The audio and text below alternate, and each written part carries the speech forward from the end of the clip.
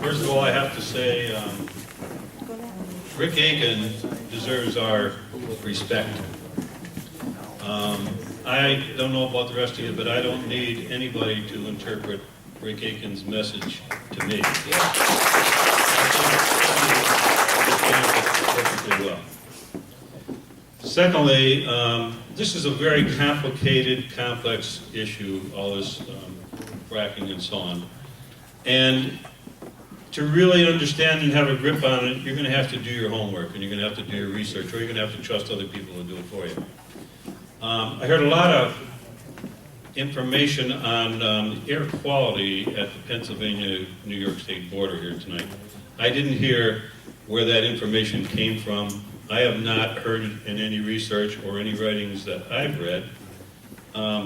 So I don't know how much research was done to come up with that. One thing I do know, that Amphenol is in fact in the town of Sidney. Same person didn't seem to know that, and the amount of research it would take to find that out is about 1 minute with Lisa French, and she'd answer that question for you. Amphenol is very much in the town of Sidney. Thirdly, I want to say that this ain't Dimmock, Pennsylvania, and it's not 2008 anymore. We in Sidney have a main street.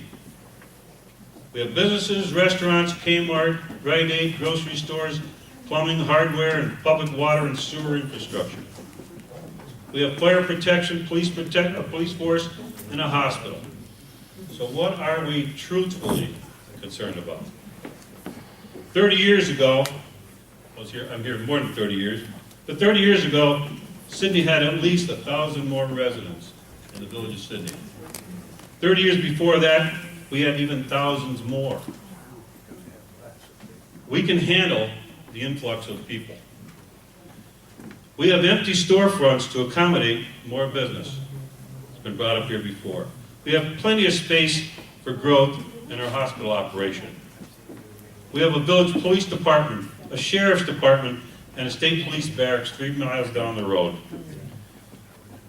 We have more empty checkouts at the grocery stores and Kmart than full ones. Using more of them would be a good thing. We have a well-equipped fire department. We have an infrastructure with public water, a public water system, a public sewer collection system. We have a wastewater treatment plant. If you've been to Dimmock, Pennsylvania, I think you'll understand what I'm talking about. According to Pete Cordes, we already have the legislation in place to control the use of our roads. It's important that we do. He insists that we already do. If for any reason we find out that we don't, we certainly have the ability to put it in place. We don't need a moratorium to do it. We can just do it. And this board has the power to be able to do that whenever they feel they need to.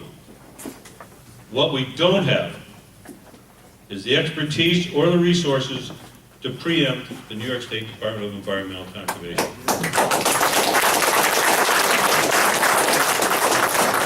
We don't have the ability to evaluate the impacts, effects, and possible controls over gas drilling and extraction. And that's extracted from the purpose for having this moratorium. We don't have that ability. Excuse me? Say that again? We do not have the ability to evaluate the impacts, effects, and possible controls over gas drilling. Yet, that's exactly what we say we're going to have, and that's why we need the time on a moratorium.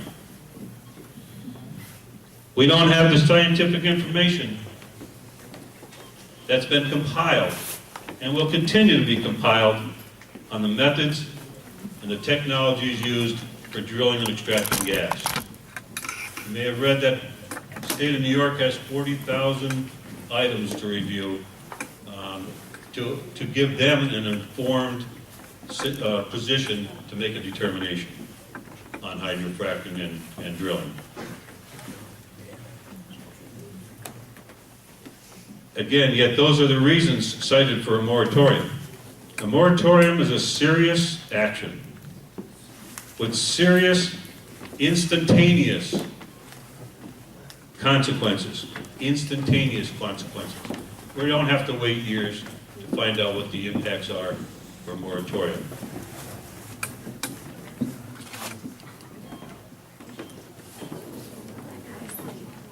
Why would we take an action that can subject the town to expensive legal actions that has already been challenged in other towns and will play out there without the town of Sidney getting involved? There will be plenty of regulations coming from DEC.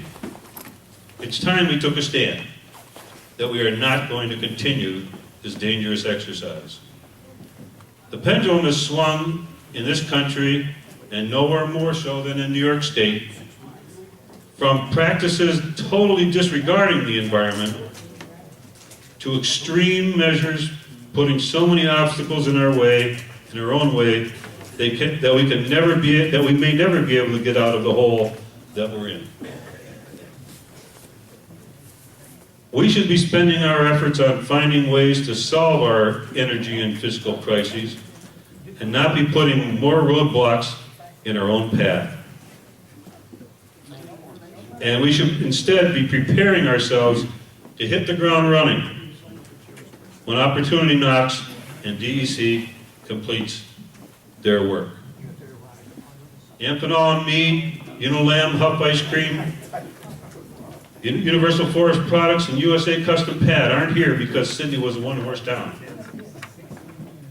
They're here because Sidney was progressive and provided what those industries needed to grow. That's the attitude that Sidney needs, and they need it right now from this board.